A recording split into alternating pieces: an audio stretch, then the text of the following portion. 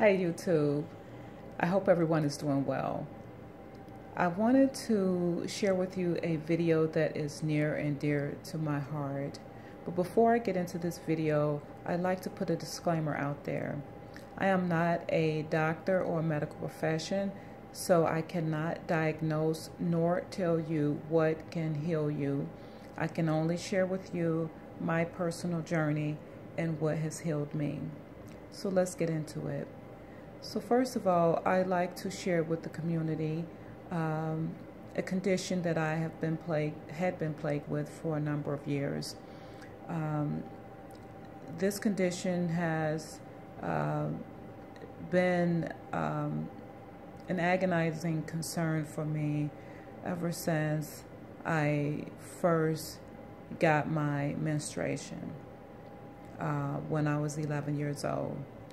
I was told by my mom that this was supposed to be a rite of passage, a beautiful time that I was supposed to experience. She also mentioned that I'd lose no more than about a teaspoon of blood each cycle. So I was waiting on that moment when I did get my cycle, but that did not happen for me. So what I had been dealing with, which I later came to realize, was a condition called endometriosis. In addition to that, I also suffer from dysmenorrhea and later in life discovered fibroids and cysts.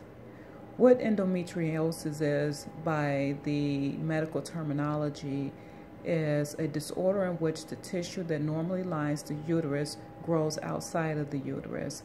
And then the breakdown from the lesions and inflammation can cause pain, infertility, and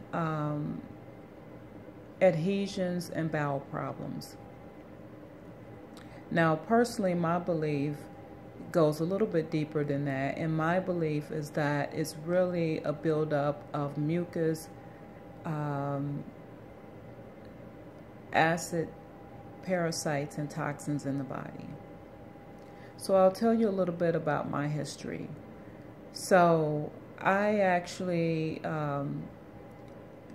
when I was suffering from painful menstruation as a child, I actually used to get fevers, hot and cold sweats, dizziness, fainting, vomiting, heavy bleeding, and then I would have a loss of energy.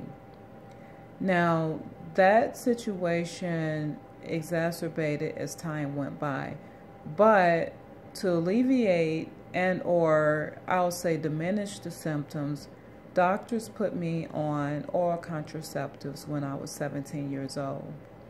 And they said that that would assist me with dealing with the pain and that it would help the pain to go away. And so, I followed the orders and thought that I was doing the right thing for my body. So instead of suffering every month during the time that I was taking oral contraceptives, I actually suffered about 4 times a year with those same symptoms. So fast forward to the age of 38, I decided to get off of oral contraceptives. One, I was not feeling very happy with what I thought it may be doing to my body, but I didn't know what it was doing to my body at the time. I didn't realize the damage that would be caused by it. So what I eventually realized, and this is something that I'm still dealing with today, though it's getting a lot better due to what I'm doing now, is blood clots. And that is something that is a side effect from taking oral contraceptives for many women. Maybe not every woman suffers from that. And I didn't know what blood clots were. I remember reading on the side of the package when I was a child about blood clots, but I didn't know what they were. But now I do know. One of the things that I still suffer from today is pain in my right leg. Sometimes it goes from the upper part of my leg down, all the way down to my feet. And sometimes I get edema. And so, I'm working on, remedying that. So a lot of times what would happen is I would, be in school as a child, and I remember suffering really bad with all of these different symptoms. A lot of times I couldn't participate in events with a lot of the students because I was in so much pain at the time. I remember taking a 7th grade trip with my classmates to Washington, D.C., and I was in so much pain that I had to actually stay behind on the school bus while everyone else was skating because I was in so much pain. And I remember my first year of college, I actually was in so much pain and I was vomiting so badly. And at that time, I did not have oral contraceptives. I had run out, and my roommates thought I had food poisoning, but little did they know that was part of the symptoms that I would experience going through endometriosis. So again, we get to the year 2008, I decided to get off the oral contraceptives, and Google became my friend. And also at that same time, I was trying to conceive. So I got into working with the homeopathic doctor who was able to get me into an alkaline type of diet at the time. I was still eating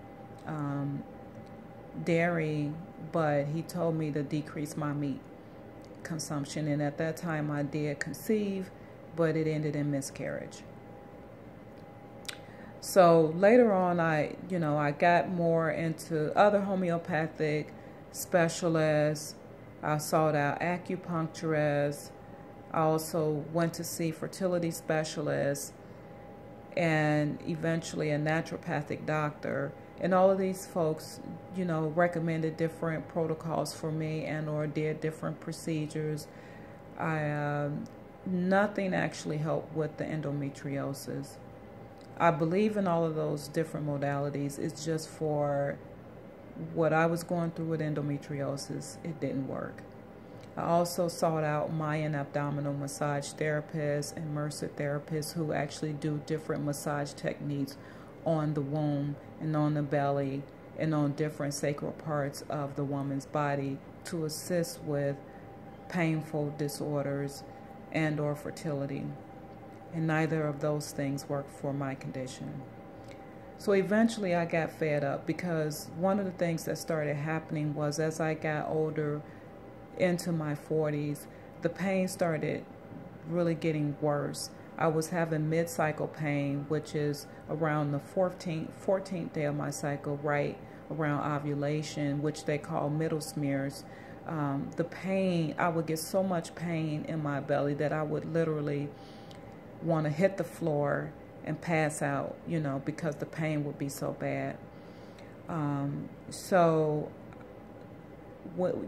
when it got to my menstruation, though, it was the worst ever. It was, I was in pain for 3 days out of a month. It got to that point, and during those times, I could do nothing. I literally stayed in the bathroom all day on those 3 days, in the most part.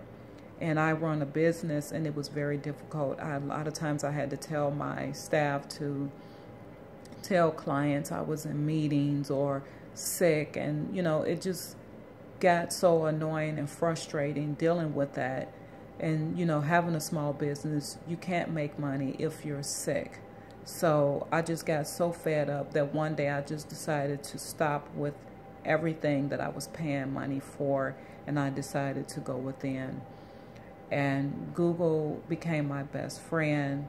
I started researching other things to heal me as far as endometriosis and cleansing toxins out the body. So I read about how amalgams can contribute to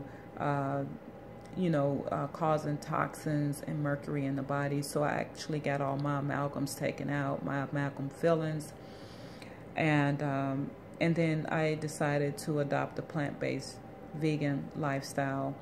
And on top of that, at the same time, I researched and found out about doing cleanses and coffee enemas.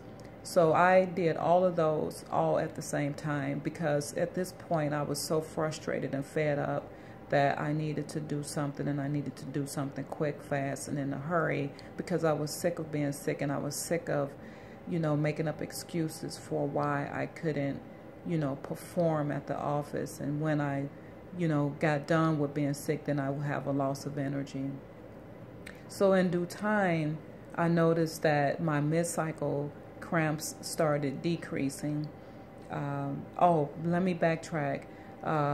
When I adopted the plant-based vegan lifestyle, I learned about the late Dr. Sebi, and so I decided to go with the alkaline vegan lifestyle, because to me that resonated so well with, it made the most sense, eating foods that are native to the land.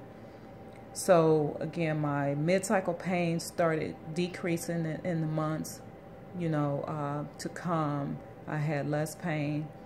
And then eventually I noticed that I had a 14-day luteal phase. And for anyone that is trying to conceive, they would understand what that is. But that's just the amount of time that's necessary to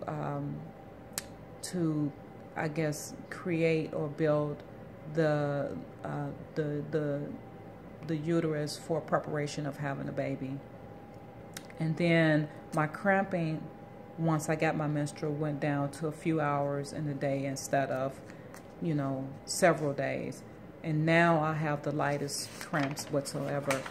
But I also ran across John Rose, who talks about juice feasting and juice fasting.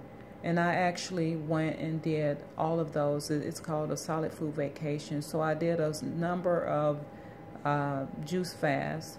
And I also ran across Dr. Robert Morris, who also talks about the raw food diet. And both of those have really helped me a lot. I'm taking